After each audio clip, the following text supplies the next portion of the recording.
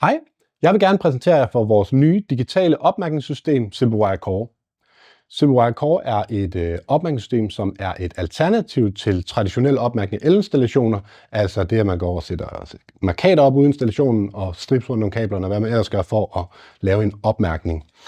Det her system er et digitalt system, man installerer i eltavlen, og med en tilhørende digital scanner kan man så ude i installationen, i stedet for at aflæse et markat, så kan man scanne en del af installationen, en ledning eller et udtag, hvad man har brug for, og så kan man finde ud af præcis, hvad er det for en gruppe, det hører til.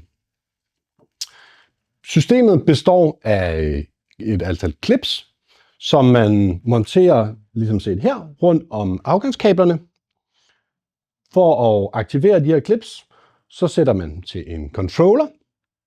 Controlleren har en 24 volt forsyning, og så har den 8 udgange til at montere clips i.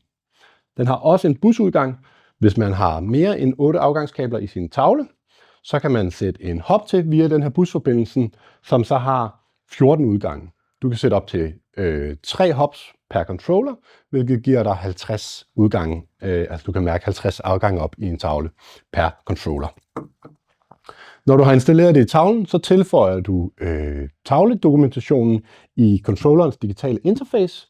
Når du har gjort det, så har clipsene mulighed for at sende de data ud via kablerne, og så kan du med din scanner altid scanne kabler eller alt andet elmateriel, du har ude i din installation. Det betyder, at du altid har en fuldstændig uforgængelig digital opmærkning af din elinstallation.